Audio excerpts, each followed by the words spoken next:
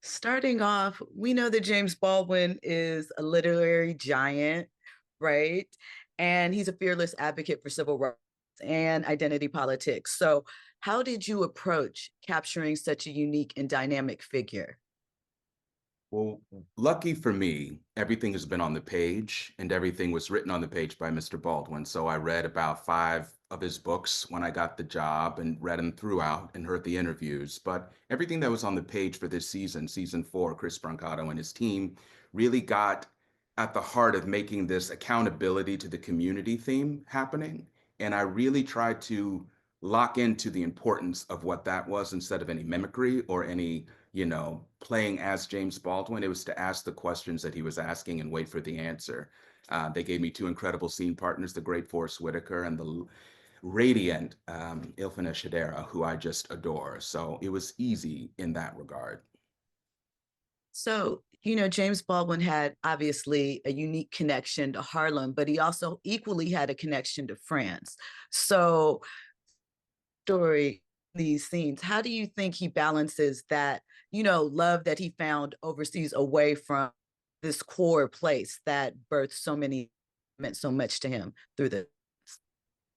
Well, I think anytime you escape a place and you come back changed and different. And every time he came back, he brought something nurturing with him. Part of that was an indomitable spirit of community, of togetherness, of taking care of your neighbor, which he grew up with, thanks to his mother and his very large family that he always took care of. But in this season, he's very much interested in figuring out how to piece together the community again and making sure that the wreckage, that the violence that we've known for three seasons doesn't take down the entire village, but that there is something being planted inside of that soil that's going to grow again through words, through concept, through just redirection of intention for Bumpy Johnson. So that became like my major focus of how to play him. It's just tell the story that's on the page. So those two are polar opposites, one with force, one with words. So what was that interaction like, not only on screen, but off the screen, interacting with Forrest and developing that chemistry?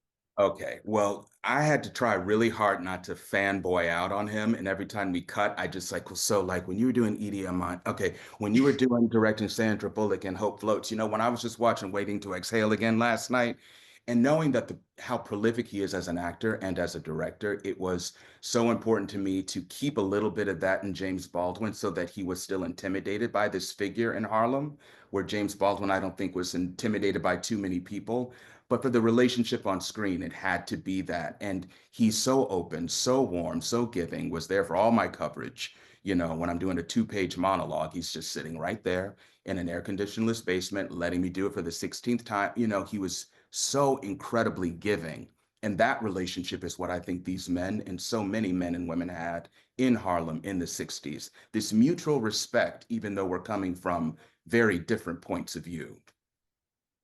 So you mentioned mutual respect, and we're in a time where that sort of mutual respect for the base purpose seems to be lost. How do you think that juxtaposes with what we see on screen, with what we're currently feeling, and sort of playing off of that? The juxtaposition of say that one more time. The juxtaposition of what we're currently experiencing in real time in America and what we see on this screen is a time where we experience something they're obviously being handled slightly. Well, what's wonderful about television, the theater and, and film is you're getting to watch conversations unfold. And I keep reiterating how important asking the question is versus getting the answer and watching people discuss issues in a way that we don't do today would be very helpful to remember. You know, two sides have to come together to make a scene and there's conflict in there. And two people have to come together to try to work out a problem. And we've kind of gotten out of talking through things. We've gotten shouting or cutting off.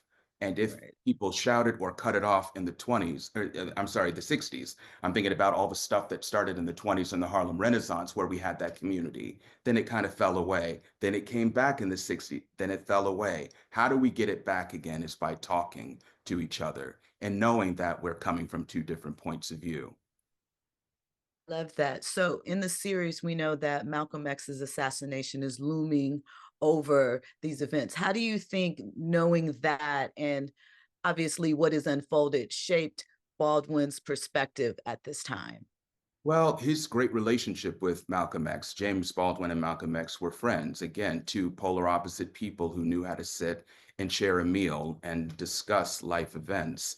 It rocked him incredibly because we were losing another literary, another brilliant political, influential mind in Harlem and through violence and to violence. And I think Jimmy Baldwin understood that unless we cap the violence, in 1966 and 7, which season 4 is, you're going to lose a generation.